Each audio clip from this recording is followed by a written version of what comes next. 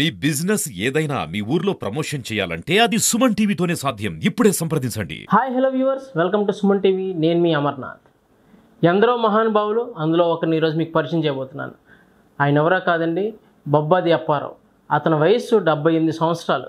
58 ఏళ్ళుగా కలమ్మ తల్లికి తన సేవలు అందిస్తూ ఏ పాత్ర అయినా సరే అవలీలగా వేసి ఆ పాత్రకు 100కి 100 రూపాయలు న్యాయం చేసి ఆ పాత్రలో పరకాయ ప్రవేశం చేసి అందరినీ ఆనందింపజేస్తూ తనకంటూ ఒక గుర్తింపును తెచ్చుకుని రాష్ట్ర ప్రభుత్వం చేత రంగస్థల నటుడు అనే ఒక అవార్డుని అండ్ రివార్డుని కూడా సాధించి ఈ రోజుకి ఏ ఒక్క ఛాన్స్ వచ్చినా సరే ఆ ఛాన్స్ని వదులుకోకుండా ఇప్పటికీ ఒక రైతుగా కానీ, ఒక ముసలి వ్యక్తిగా కానీ, లేదంటే ఒక పెద్ద మనిషిగా కానీ, లేదంటే ఒక కమెడియన్గా కానీ, లేదంటే ఒక సీనియర్ కమెడియన్గా కానీ తను పనిచేస్తూ ఆ పాత్రలకి 100కి 100 రూపాయలు ఒక న్యాయం చేస్తూ ఇప్పటికీ తన జీవితాన్ని కొనసాగిస్తున్నారు. ఆయన ఎవరో కాదు, బొబ్బాది అప్పారావు గారు అండి. Welcome sir, welcome to Suman TV. నమస్కారం అండి. సార్, అంటే ఇప్పుడున్న రోజుల్లో మీలాంటి ఒక పాత నటులు ఎవరైతే సీనియర్ మోస్ట్ నటులు ఉన్నారో అంటే వాళ్ళకి అవకాశాలు తగ్గాయి అంటారా? బాగా తగ్గాయండి. అది వాళ్ళకి కావాల్సిన వాళ్ళే తీసుకుంటారు సినిమా వాళ్ళు. ఓకే. తర్వాత స్టేజ్ నాటకాల్లో కూడా ఇప్పటి వరకు నేను కంటిన్యూ చేస్తూనే ఉన్నాను. ఓకే సార్, ఈ ప్రస్థానం దీన్ని అంటే 1946లో పుట్టారు మీరు. అవునండి. మీరు అసలు ఈ నాటకాల్లోకి కానీ లేదంటే ఈ సినిమా రంగంలో కానీ ఎప్పుడు ప్రవేశించారు? 1971లో ప్రవేశించానండి. ఉద్యోగం వచ్చాక? ఉద్యోగం వచ్చాక. ఎందుకంటే అక్కడ మా నాన్నగారు కూడా డప్పు కళాకారుడు అండి, డప్పు వాయిస్తారు. అక్కడ చుట్టుపక్కల ఆ ఊరి చుట్టుపక్కల దగ్గరలో అమ్మవారి పండుగలు ఉన్నా ఉన్నా పౌరాణిక నాటకాలు, సాంఘిక నాటకాలు, ఈ డ్యాన్సు రకరకాలు ఉంటాయి కదండి. అన్నిటిలో కూడా మా నాన్నగారితో పాటు నేను వెళ్ళేవాడిని. అప్పటి నుంచి ఈ రంగస్థలం మీద ఆసక్తి పుట్టిందండి. 1971లో అంటే నేనుండే ప్రదేశంలోనే నాటకాలు ఆడుకునేవారండి. అంటే వాళ్ళని చూసి మాకు కూడా ఇంట్రెస్ట్ కలిగి ఆ నాటకం డైరెక్టర్ ఆయన దగ్గరికి వెళ్ళి రిహార్సల్ దగ్గరికి వెళ్ళి నేను కూడా క్యారెక్టర్ అడిగానండి. ఇందులో డ్యాన్స్ మాస్టర్ ఉన్నది, ఈ నాటకం పేరు అందరూ అఖండులే, చేయగలం అంటే చేయగలం సార్ అన్నానండి. అప్పుడు నాకు అందరూ అఖండుల్లో డ్యాన్స్ మాస్టర్ ఇచ్చారండి. తర్వాత డ్యాన్స్ అలాగే చాలా చాలా నాటకాల్లో ఆయన అవకాశం ఇచ్చారు. మొదటి సినిమా అవకాశం ఎప్పుడు వచ్చింది, ఎలా వచ్చింది సార్? మొదటి సినిమా మౌన పోరాటం అండి. మౌన పోరాటంలో షూటింగ్ అవుతుంటే నేను వెళ్ళానండి. అక్కడ మా నాటకాల్లో యాక్ట్ చేసిన పావలా శ్యామల ఉన్నారు కదండి. అక్కడ పావలా శ్యామల డాక్టర్ తంబు గారు ఉంటే వాళ్ళ దగ్గరికి వెళ్ళి కలిశానండి. ఆ పావలా శ్యామల రికమెండ్ చేసింది డైరెక్టర్ మోహన్ గాంధీతో. ఆయన కూడా సీనియర్ ఆర్టిస్ట్ అండి, ఆయన కూడా మంచి క్యారెక్టర్ ఉంటే ఇవ్వండి అంటే అందులో గిరిజనుల్లో నేను ఒక ఆర్టిస్ట్గా నాకు కూడా అవకాశం ఇచ్చారండి. తర్వాత లారీ డ్రైవరు, ప్రేమ పంజరం, అలాగే చాలా సినిమాల్లో యాక్ట్ చేశానండి. పరుగు సినిమాలో కూడా చేసినట్టున్నారండి? పరుగు సినిమాల్లో కూడా చాలా సినిమాలు కానీ గుర్తు రావటం లేదండి. ఓకే సార్, ఇన్నాళ్ళ మీ జర్నీలో అంటే ఎంతోమంది మీ కళ్ళ ముందు చూసుకుంటారు. అప్పుడు సినీ పరిశ్రమకి ఇప్పుడున్న సినీ పరిశ్రమకి ఏమైనా తేడా ఏమైనా ఉందంటారు? అప్పటికి ఇప్పటికి చాలా తేడా ఉందండి. ఇప్పుడు బాగా అభివృద్ధి చెందిందండి సినీ పరిశ్రమ. సార్, మీ జర్నీలో మీ ప్రస్థానంలో ఎంతోమంది దర్శకులని, నిర్మాతలను చూసుంటారు. మీకు ఇష్టమైన దర్శకులు ఎవరు?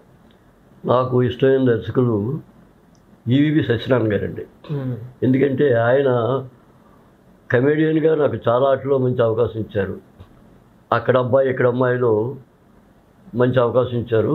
తర్వాత పెళ్ళయింది కానీ అందులో కూడా మంచి అవకాశం ఇచ్చారు. మీరు రాఘవేంద్రరావు గారితో కూడా ఏం చేశారండి ఆయన సినిమాలో కూడా?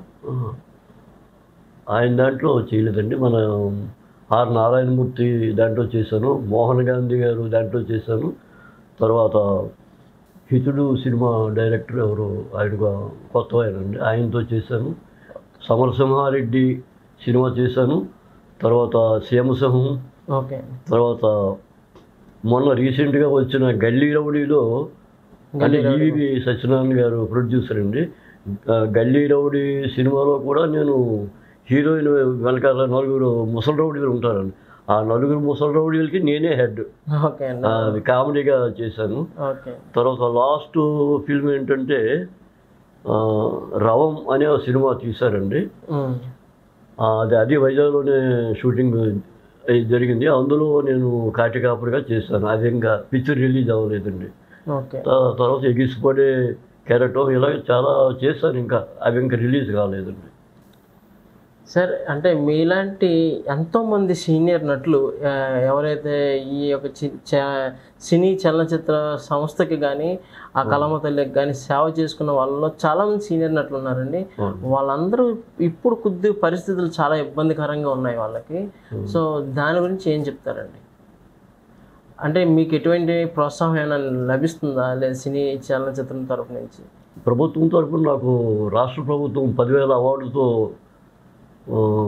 సత్కరించిందండి. ఓకే. తర్వాత అంటే సంవత్సరానికి వైజాగ్ జిల్లాకి 4-5 సత్కరిస్తుంది. వాళ్ళతో పాటు మొట్టమొదటి సంవత్సరంలో మాకు అవకాశం వచ్చింది ప్రభుత్వం ద్వారా. తర్వాత ఈ ప్రభుత్వ పథకాలు వీటిల్లో ఏ అవకాశాలు ఉన్నా మా కళాకారులే పిలుస్తున్నారండి. ఓకే అండి. ఇప్పటికీ మీకు ఛాన్స్ వస్తున్నాయండి? ఇప్పటికీ అంటే ప్రస్తుతానికి స్టేజ్ నాటకాలు ఉంటే నాటకాల్లో మొన్న రీసెంట్గా ఏప్రిల్ 14 అంబేద్కర్ నాటకం మన సీతారామ కళ్యాణ మండపం పోటీ తరఫున వేశారండి. అందులో కూడా నాకు అవకాశం ఇచ్చారు. మంచి క్యారెక్టర్ చేశాను. సినిమాల్లో ఏమైనా అవకాశాలు వస్తున్నాయండి? సినిమాల్లో కూడా అవకాశాలు వస్తున్నాయండి. అంటే ఇప్పుడు అంటే మా టైపు ఓల్డ్ ఆర్టిస్ట్ కావాలంటే మొన్నే ఒక ఆయన ఫోన్ చేశారు, మీరు 5వ తారీఖుల్లో రావాలండి, రాగలరంటే రాగలరని చెప్పానండి. అదేదో కొత్త సినిమా ఉన్నారు. అంటే లోకల్లో వైజాగ్లో షూటింగ్ అయితేనే వెళ్తాను. అవుట్ సైడ్ అయితే వెళ్ళటానికి నేను ఇష్టపడలేదు. మీరు ఇష్టపడలేదు అంటే ఓల్డ్ ఏజ్ అయిపోయింది కదా బయట. ఇప్పుడు ఎలా ఉంది సార్ మీ యొక్క ఫైనాన్షియల్ స్టేటస్ ఎలా ఉంది? ఇప్పుడు ప్రస్తుతానికి నాకు పెన్షన్ వస్తుంది. ఓకే అండి. దానివల్ల బాగానే మెయింటైన్ అవుతుందండి. హ్యాపీగా ఉన్నాను సార్. సో ఈ యొక్క సక్సెస్ఫుల్ జర్నీలో ఎన్నో మైలురాళ్ళు దాటుంటారు. అవునండి. ఈ మైలురాళ్ళలో మీకు ఆనందంగా హ్యాపీగా ఉండే రోజు ఒకటి చెప్పండి. అలాంటి రోజు గుర్తింపు అంటే మిగతా అన్ని విషయాల కంట ఈ రంగస్థల దినోత్సవం అనేది ఒకటి వస్తుందండి. ఆ రంగస్థల దినోత్సవం వచ్చేటప్పుడు ఈ రంగస్థల కళాకారుడిగా నేను చాలా హ్యాపీ ఫీల్ అవుతాను సార్. వెరీ కళాకారుల దినోత్సవాన్ని. మీరు తెలుగు ఒకటే కాకుండా మిగతా భాషలో కూడా చేశారండి? అంటే మిగతా భాషల్లో కూడా ఇక్కడ ఏజెంట్ల ద్వారా అవకాశాలు వచ్చాయండి, చేశాను. తెలుగు, తమిళ్, హిందీ, ఈ కన్నడ, వైజాగ్లో షూటింగ్లు అయితే మా షూటబుల్ క్యారెక్టర్లు ఏమైనా ఉంటే పిలిచేవారండి అవకాశాలు. అవి కూడా చేశాను. సార్ మీరు చేసిన సినిమాలు ఏవైతే ఉన్నాయో ఒక్కసారి మాకు ఆ పేర్లు చెప్పగలరా? గల్లీ రౌడీలో యాక్ట్ చేశానండి. అందులో ముసలి రౌడీగా. మాటారాని మౌనం మీది దంపుడు లక్ష్మి ఐటమ్ సాంగ్లో కూడా ఓల్డ్ క్యారెక్టర్ చేశానండి. అంగరంగ వైభవంలో కూడా చేశాను. అలాగే కొందరపు బొమ్మ అందులో రైతుగా చేశానండి. తర్వాత విశాఖ ఎక్స్ప్రెస్ పెళ్ళి అయింది కానీ ఈవీపీ సత్యనారాయణ గారిది. తర్వాత సుందరాకాండ బాపు గారి సుందరాకాండలో యాక్ట్ చేశానండి. తర్వాత ప్రేమ పంజరం, ఆ ముగ్గురు, తర్వాత నేను నాగార్జున, తర్వాత ఎవరి సినిమాకు వాడే హీరో, రాజుభాయ్, నేను ప్రేమిస్తున్నాను, గురు అంటే మన వెంకటేశ్వర గారి గురు, శుభ సంకల్పం, నేల టికెట్టు, సాహస వీరుడు, సాగరకన్య, జమినీ వారి బంధం సీరియళ్ళు, అలాగే లక్ష్మీ సౌభాగ్యవతి సీరియల్లో కూడా యాక్ట్ చేశానండి. తర్వాత సినిమా సోలో దగ్గరగా యాక్ట్ చేశాను. లవ్ చెయ్యాలా వద్దా, ఓ మళ్ళీ, సారథి, ఇంకేంటి నువ్వే చెప్పు, ఈ మాయా పేరేమిటో, వీధి బాలలం, Venkatapuram, I love you Krishna, Tantram, తర్వాత మౌన పోరాటం, హితుడు, తర్వాత తెలుగు వీర లేవరా, రాజన్న, వీర, వంకరుడు, అమ్మ మీద ఒట్టు, ఆర్ నారాయణమూర్తి గారిదండి. అలా అవి కాకుండా చాలా గుర్తులేవు కొన్ని. సార్ ఇన్ని పేర్లు చెప్పారు, ఇవన్నీ అంటే అన్ని ప్రముఖ సినిమాలే, ఏ సినిమాని తీయడానికి లేదు ఇందులో. బాలకృష్ణ గారితో చేశారు, పవన్ కళ్యాణ్ గారితో చేశారు, ఐవి సత్యనారాయణ గారితో చేశారు. సో ఇంతమంది ప్రముఖులతో చేశారు. ఈరోజు మీకు ఎలా అనిపిస్తుంది అంటే వీళ్ళందరూ ఇప్పుడు అప్పుడు వేరు, ఇప్పుడు వీళ్ళ స్థాయి వేరు. పవన్ కళ్యాణ్ గారి గురించి మీకు ఇప్పుడు అర్థమై ఉంటుంది. ఆయన ప్రజెంట్ ఉన్నట్లో ఒక మేజర్ హీరో అనమాట పవన్ కళ్యాణ్ గారు. సో మీకు పవన్ కళ్యాణ్ గారితో మీరు చేసిన జర్నీ మీకు ఏమైనా గుర్తుందంటారా? అంటే అక్కడ అబ్బాయి ఇక్కడ అమ్మాయి పవన్ కళ్యాణ్ గారు సినిమాలో చేశాను. అక్కడ నాకు మంచి సీన్ ఇచ్చారండి. అంటే సినిమా థియేటర్లో పవన్ కళ్యాణ్ గారు హీరోయిన్ పక్కన కూర్చొని టికెట్లు కొనుక్కొని పవన్ కళ్యాణ్ హీరోయిన్ పక్కన కూర్చొని సీన్ వచ్చిందండి. మరి ఆ సీన్లో వాళ్ళ ముందు నన్ను కూర్చోబెట్టారండి. హీరోయిన్ అనుకుని అక్కడ సీట్లో కూర్చున్న వాళ్ళని ఆయన కౌగలించేసుకుంటారు. అది చూసి నేను తేపగాల్చుకునే సీను నాకు ఈవీ గారు ఇచ్చారండి. ఆ సీను చాలా బాగా వచ్చింది. అందుచేత పవన్ కళ్యాణ్ గారు దాంట్లో కూడా మంచి పేరు వచ్చిందండి. సార్ మీరు ఇన్ని సినిమాల్లో చేశారు, మీకు అనేక క్యారెక్టర్ ఆర్టిస్ట్గా చేశారు, కామెడియన్గా చేశారు, డైలాగ్ ఆర్టిస్ట్గా చేశారు. సో అన్నిటిలో మీకు గుర్తుండిపోయే డైలాగ్ కానీ ఈ డైలాగ్ నాకు సంతృప్తినిచ్చింది అనే డైలాగ్ ఏముందండి? సూర్యుడు నాటకంలో ఒక సీన్ అండి. నాది తాత క్యారెక్టర్ ముసరాడు. ఎవరు?